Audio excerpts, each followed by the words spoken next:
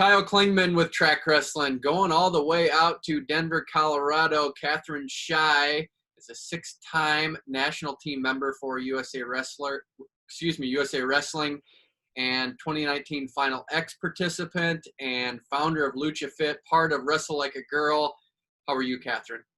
I'm doing good. How are you doing, Kyle? I'm doing good, and we can't mention Katherine Shai without going way back and mentioning Lee Allen. Your father was a 2-time Olympian, made a Greco team and a freestyle team. How aware were you of his credentials and that great wrestling history he had while you were growing up? I mean, always aware. I mean, we have some pretty funny stories. Like my sister growing up, everything was like Olympics. And when my sister was like really little, she just assumed there was an Olympic everything. And so she was like, this is probably like toddler age, like 3, you know? So she was like, where's the Olympic potty? Like, it's got to be Olympic, right? Like everything's Olympic. So I think there's my pup, cameo. So I think we've always been very aware of him and his history. And, just in the Bay Area, like growing up with like, in wrestling, immersed in wrestling completely, it just,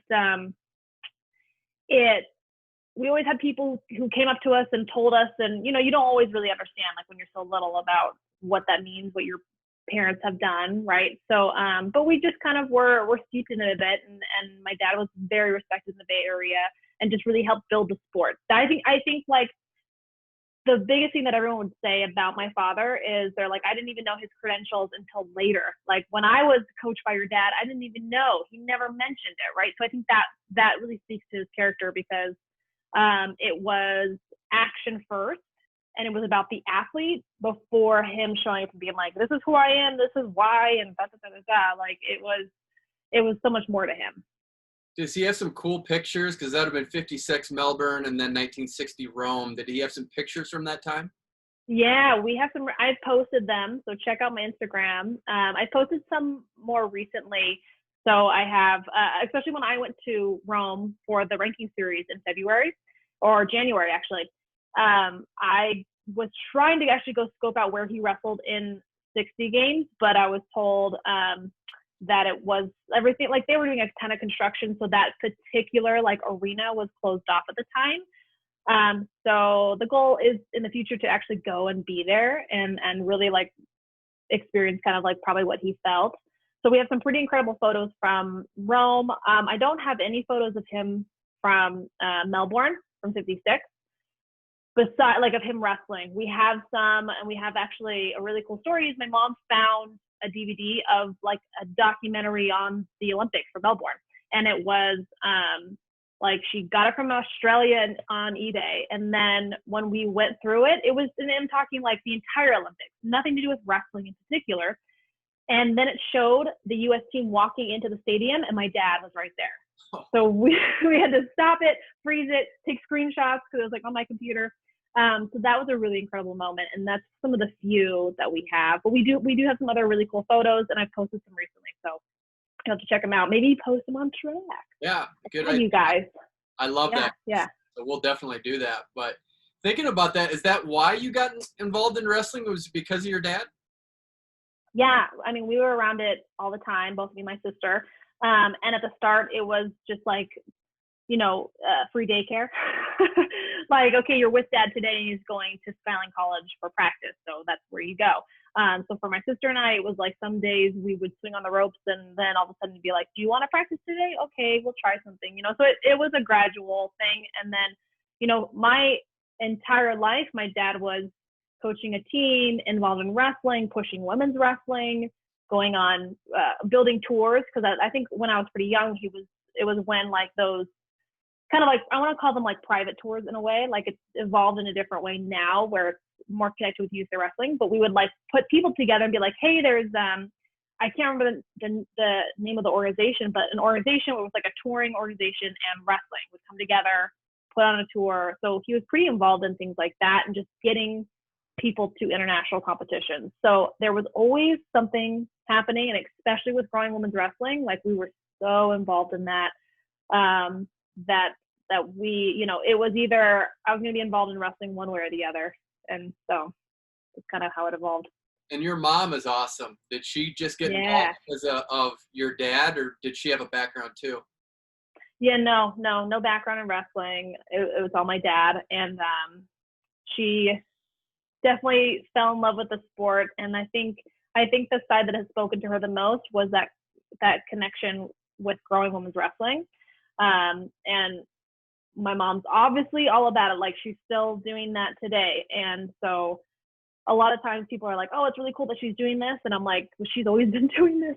This is nothing different. It just looks different now. Now it's more high school involved. And at the time in the, you know, late 80s, early 90s, it was just, can we even add a girls, option at the tournament? Can we make, this world team trials happen to send women to the world? So it was like very much baby steps growing the women's program and kind of at the senior level. And then it was like, as my sister and I started wrestling, my dad helped start BAWA, the Bay Area Wrestling Association. So they were like trying to add a girls division every time there was a tournament.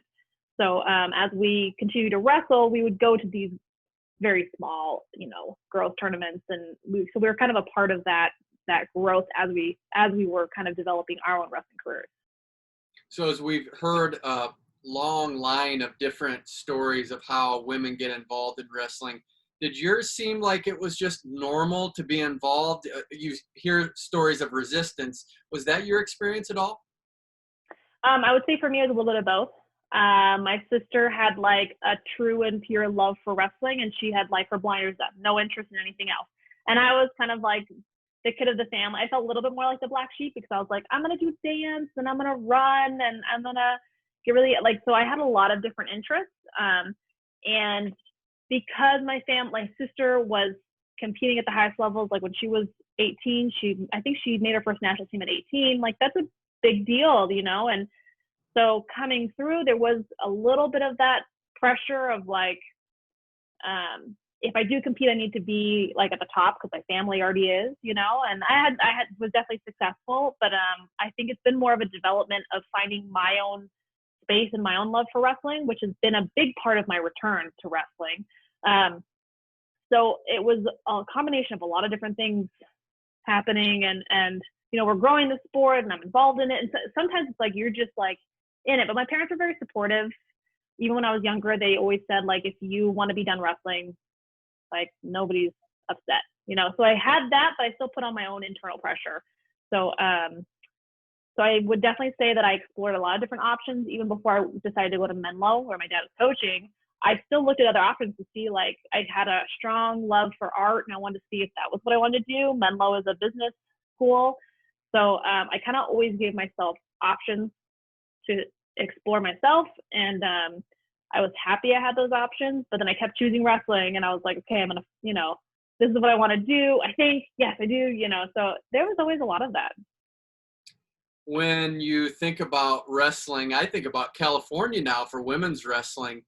Did it seem like it was on the upward trend when you were competing, that, hey, women's wrestling is really being taken serious and they're making a real push for this?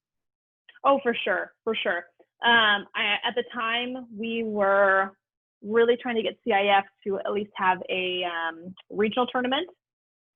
So my junior and senior year, we had a regional tournament that was like supported, kind of sponsored by the CIF. So we were, definitely, like, it felt like we were on the upswing. For Fargo competitions and national competitions, California was a powerhouse, still is, I think it's evolving immensely, but we had the numbers. And in those numbers, we had the talent, right? So, so for sure, it definitely felt like we were ahead of the game in a lot of ways, because we could just tell when we came together how big the wrestling community in California was. Where are we right now in 2024 women's wrestling? Of course, we're in it, so it seems like women's wrestling is growing and that we love it and we accept it. But for other people, what have you seen? Where are we right now in the progression of where we ultimately want to be, which is total acceptance, 50-state sanction? Yeah, that's a really good question, because I think it's kind of individual for every state, right? I think especially listening to my mom and what she gets to hear from different people with, you know, boots on the ground in each region, you know, it's so different. They meet very different types of resistance, whether it's like from the coaches or if it's just from like a school district perspective. So some of it's hard to say, but you know, like I'm very positive in all this, especially with, you know, everything that's kind of come down on Twitter and I would say overall we've had overwhelming huge amounts of support, you know, from wrestling fans who are like, hey, we're excited too. And I think that we are being met with, you know, the type of resistance is almost just like a resistance to what could be. So I don't even feel like we're in that stage anymore of like, oh, people, you know, are just trying to resist women's wrestling in general. I think we're just like resistance to the change and resistance to creativity.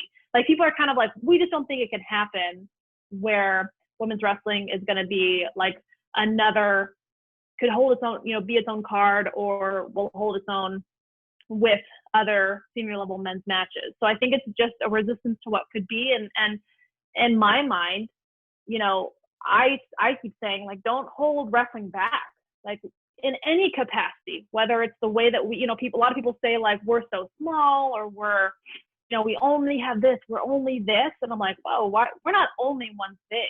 Like the wrestling community is big and we meet wrestlers all the time in very odd places. Someone who wrestled and has a strong connection. Like, I mean, I don't think we should in any capacity hold ourselves back. And I think we just have to keep thinking creative. Like there's a lot of people, young people and active wrestlers now who are thinking about these types of things. So don't hold them back and say, well, we can only do A, B, and C. Like the possibilities are limitless as long as we're in that headspace. So I don't even see that we're being met with resistance. I think we have some people who are hampered by what they can't see, if that makes sense.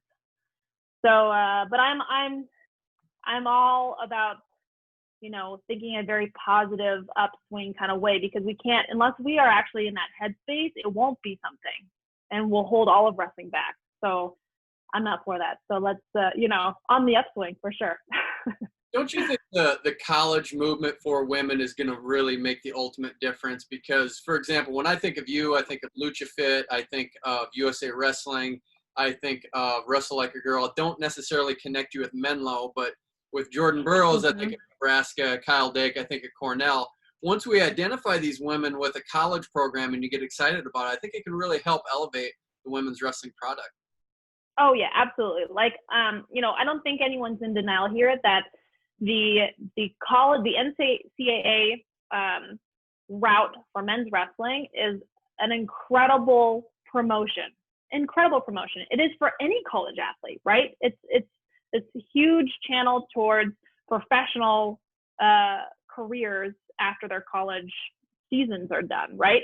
And then people already know their names because they've already been promoted so well. That's the biggest thing we're missing, right? And I can even say I'm a victim of that too in certain ways. I don't always like using that word, but like, you know, with the college women, I can say that I'm not as familiar with a lot of college women. I don't see them promoted as much unless I have a direct connection because maybe they've been on the national team, they've come to camp.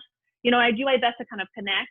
And sometimes as a competing athlete yourself, like I can't be in the business of consuming content all the time, you know? So that's where I'll, you know, beg to, you know, my apologies there, right? But like, you know, we just don't have the promotion. And then, like you said, most people don't even know I went to Menlo College, or they're just, you know, some of the senior women, you're like, okay, they're just kind of there. Like almost all of us have channeled from a college program that just wasn't promoted very much, or people don't really have an idea of what that meant or what that is. So the NCAA route is going to be really, it's going to be a huge game changer, but infrastructure has to be there as well. Like if we just treat it the same as we've been treating women's college programs to begin with, then we'll kind of be running it, you know, spinning our wheels in the same kind of way. So I think infrastructure has to be set up, and we have to set the pace now. So if we keep saying like, well, women's wrestling, we only value it so much because of our resistance to change, whatever, then we're actually not setting ourselves up for something excellent, because that will make a huge difference. Going back to talking about just the high school front and how we get girls high school wrestling, What's the hang up on some of these major states? Of course, being in Iowa, I'm disappointed we don't have girls high school wrestling, but what's the biggest thing that's holding us back from getting those states for women's wrestling? Okay, biggest thing by far is offering a girls division at tournaments. Always the biggest thing. So we kind of like put the girls through this ringer, and we're like, hey, prove yourself first and go beat all the boys. And you're like, okay. So we're going to limit the numbers even more, because it takes kind of a special female who's like, I'm going to, go wrestle the boys. I'm going to, work hard to be successful. It's boys wrestling and girls wrestling are different sports. That's okay. Like I just had a conversation with my coach, the other day, and we're kind of talking, I'm in a very unique situation where I went from living and training at the Olympic Training Center with the top women in the world. And now I'm back to having mostly male training partners, and where that's beneficial. And we certainly bring in high school boys to our training camps. And there's, plethora of partners that are great, but it's a supplementary thing. And there's a lot of high school coaches, their parents, who get very hung up on their daughters wrestling boys, competing against boys, etc. What ends up happening is, the sports are different. We move different. Like, you could be wrestling really well against boys, and all of a sudden you transition to wrestling mostly girls and women, and the style is very different. We move different. Like, it's just different, which is fine, right? And then, and then we start holding ourselves back, because the girls, if you go and you lose to a boy, or if you lose to a boy, no big deal. We accepted it, right? We maybe even expected it, right?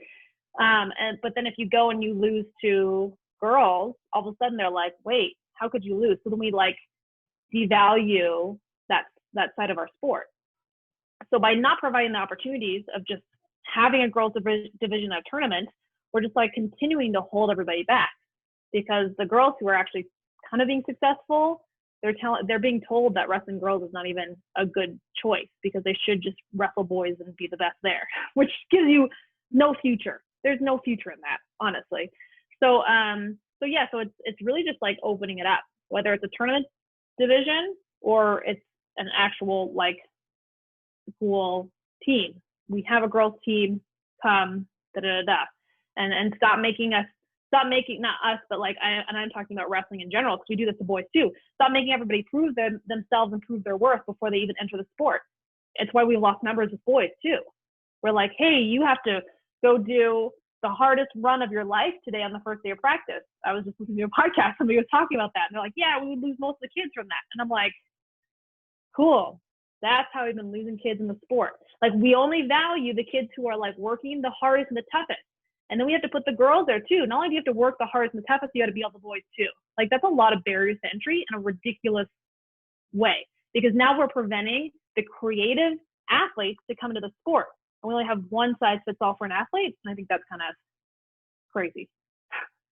Explain your unique situation right now. You're, I think, the only athlete at the Northern Colorado Wrestling Club, and how that transpired and how that works for you, because you right now wrestle all males for the most part. Yeah. So, my return to wrestling has definitely been unique.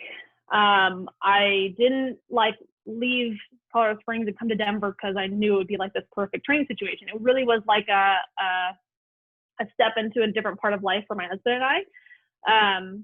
And so after having my son in 2017, I was already kind of I wanted to be around combat sports. So I was doing jiu-jitsu. There's a lot of MMA in Denver.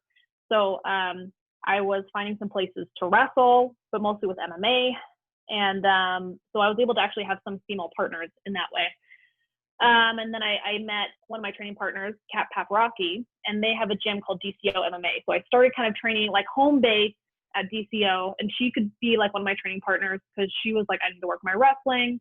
So I have like a local female partner, luckily, and then she's brought in a lot of females too. But then as I started developing more relationships with wrestling clubs, Mile High Wrestling Club, Troy Nickerson, I already knew Troy he was at the training center at the same time. So I had connected with him like when I first had moved up here, and a lot of it's just like talk about networking skills, like in business, I really use my networking skills. Like visited more wrestling rooms than you can even imagine.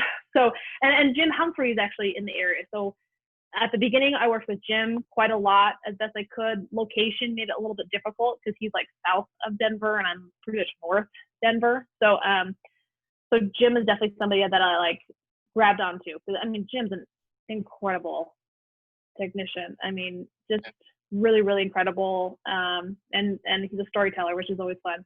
So, so just kind of put it together until I would, for the most part, hopping around to different high schools, pulled in quite a few different partners. And I would say I'm very proud of this, but most of my training partners have been state champions this year for Colorado because they actually got to have their state championship for the boys.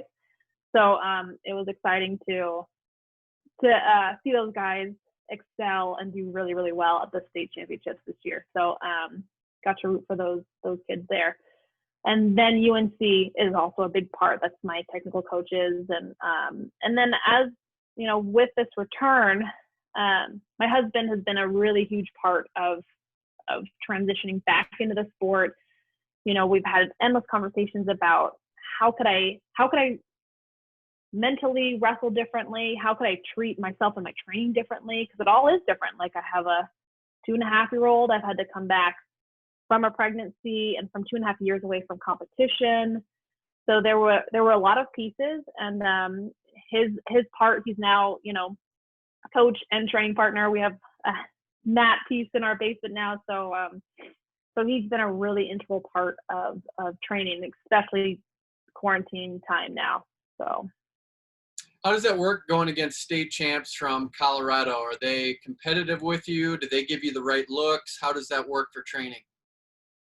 Yeah, I mean, there's a few that I started working with pretty early on when I was returning, and I was really just getting back into wrestling, and it was mostly kind of like get ourselves in a playful flow state. So some of it's educating those kids about that, and then there's quite a few who have that really naturally. And so it's always a really good challenge. Like for me, you know, 130 to 135 is about as big as I will go with high school guys, because that size, like muscle mass and speed difference, it makes a very big difference. So it's always a really fun, competitive environment. And sure, there's like with high school, I think we all know pretty well, like there's a really big difference between the kid that is third place at state and the kid that's first. There can be a huge, huge, huge difference. Like in some kids, like one of my main training partners, he's committed to Cornell. He's just been one of my best. We don't always get to train together very often, but you know, I think they all provide some really unique looks because, like I was saying before, like it's different. It has to kind of be supplemental, which is why when I approached this, I was very aware that I'd have to go down to the training center quite a bit.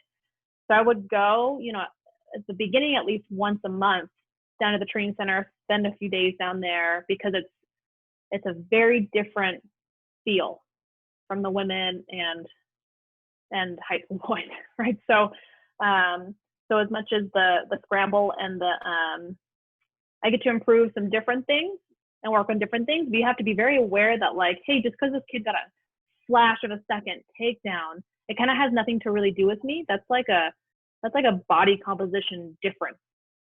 Like, and that's okay. Like, so you kind of have to like have your pride in check as well, because there's times where it's like all of a sudden I can attack this position and really destroy the kid, and then all of a sudden they'll get a crazy fast takedown, you know? And it's just kind of like putting all those things in perspective. So it's been unique for sure. What motivates you to keep doing it? That's a long-winded answer. I'm going to try and give you maybe just a few pieces to it. You know, I think, you know, the first motivator was my performance at the 2016 Olympic trials. I feel like I really had a incredible strong showing. I've wrestled better than I feel like I ever wrestled before. And it was, you know, just like anything, years in the making, right? But there were a lot of different pieces that came together for me. And then after, you know, you kind of have this like, Olympic slump, I call it, or like Olympic depression, not making the team. And you do a lot of thinking.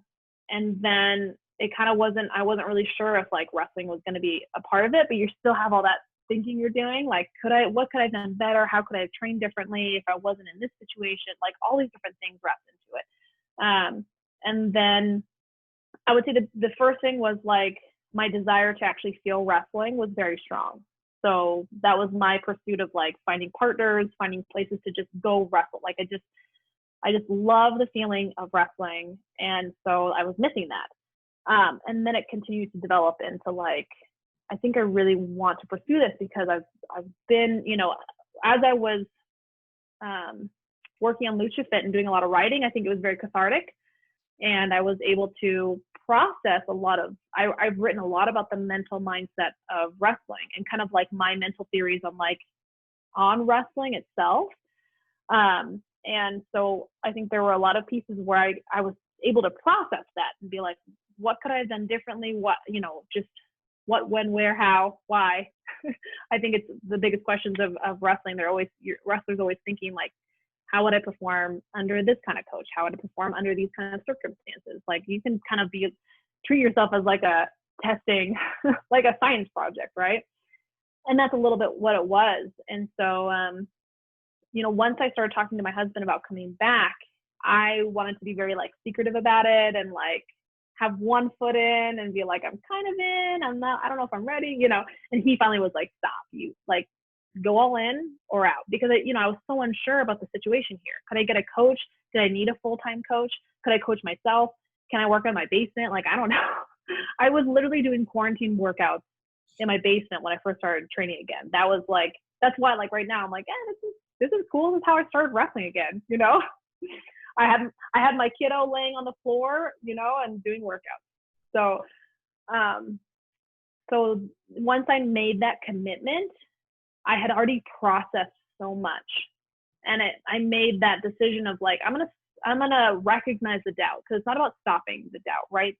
I'm gonna recognize the things that I felt like held me back in my career leading up to 2016.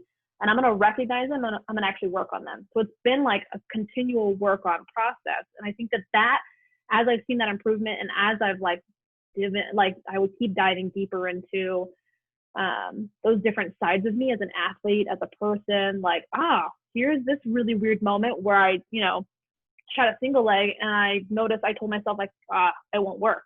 I'm like, oh, okay, let's recognize this. So it's like those little steps have really kept me motivated, and each time I'm getting more and more excited. Like, what can I find now? What can I dig now? And that's truly growth mindset. And I would say, there's so many pieces to this about this return and finding kind of like yourself in wrestling and my love for wrestling. I think that's been a big part of it. I did write a blog about kind of like my lessons from returning to wrestling. And that one sums it up pretty well about where I feel like I stand and why, like, just the lessons that I learned from leaving the sport and coming back, because I got this unique position to take some time away, and I think a lot of athletes miss that. How do you feel like the How She Wrestles campaign went? Yeah, it's been really awesome. It's a continued thing, so we'll post more videos on Sunday, and so we're gonna keep the momentum going of highlighting different aspects of wrestling and women's wrestling. I think the biggest thing now is really like touching on like what do we really want to show? What do we want to bring everybody to? Like, where does this need to go? And I think it's continuing to hear feedback from everybody on what they've liked and what they've thought has been a really important draw. So we're going to continue to pull in some other women kind of in different aspects of wrestling or even in MMA to have them come in on this campaign and keep supporting the efforts of promoting women's wrestling. Very cool. And when you think about what's next, you combine Lucha Fit, you're continuing and striving for that 2021 Olympic team. How do we take the lessons learned here and keep perpetuating women's wrestling in the right way? Good question. So, it definitely starts with some of it's like paying attention, right? I think I've been in that same headspace where I wasn't always paying attention to wrestling. Like, I think I was kind of in like my own head and my own space about my training, and now I really pay attention to wrestling in general. So whether that's, freestyle, Greco, international wrestlers, and now that I've paid attention, I really understand the stories now. So it's kind of the same thing, like paying attention, supporting, the simple things of like, sharing different stories and talking about it and creating conversations. Like, what is actually intriguing you? Let people know, and then we'll continue that. I think a big part of this is really getting creative. I'm in a place where, with Lucha Fit, I've had that opportunity to tell stories with my 6 Feet Apart series. I'm telling stories about the wrestling community and how it looks during quarantine. But me as an individual and as I'm competing, I can only do so much. So it definitely takes the creativity from all of us as a whole, and that support. Just it's a networking thing. Like, how do we keep networking with each other in the wrestling community to then push wrestling out to the layperson? And that's what we really want as a whole sport, right? We really want wrestling to be more mainstream in general, and I think we're going to do that together with men's and women's wrestling. So the more that we can get really creative about how we're presenting wrestling, the more people will welcome it. And the more that we only show one side of wrestling and we're like, hey, we want to show more people wrestling, but here's only the men, like that's going to make it really challenging for the outside public to accept it, I think. You seem so comfortable in your role and you just articulate the message so well. Is this something you've always been comfortable with, or have you had to grow into this? I think it's definitely been a growth process. Stepping away from wrestling in 2016, being a founding board member for Wrestle Like a Girl, I learned some really hard lessons, like just working on that. And part of it's been, okay, so we have this issue of growing girls wrestling, and we have different resistances in different places. And like, how do you speak to everybody on the same level? So I think it's been a growing process to kind of find my voice. And that's something that Sally and I actually would talk a lot about at the beginning, because, we were really there, like just the ground roots of Wrestle Like a Girl, definitely came out of Sally's brain. And then it was like, come over to our house, and me and my husband and my mom was there too. And we're just like plotting and thinking and brainstorming and coming up with the design of the logo, like things like that. 'Cause my husband made the logo. It's like all of those things, it was like just the rumblings, right? And then it grew into like, okay, we're presenting something, but how should it sound and how should it look? And so Sally and I actually had a lot of conversations about that speaking aspect and about really being clear about what you want to say.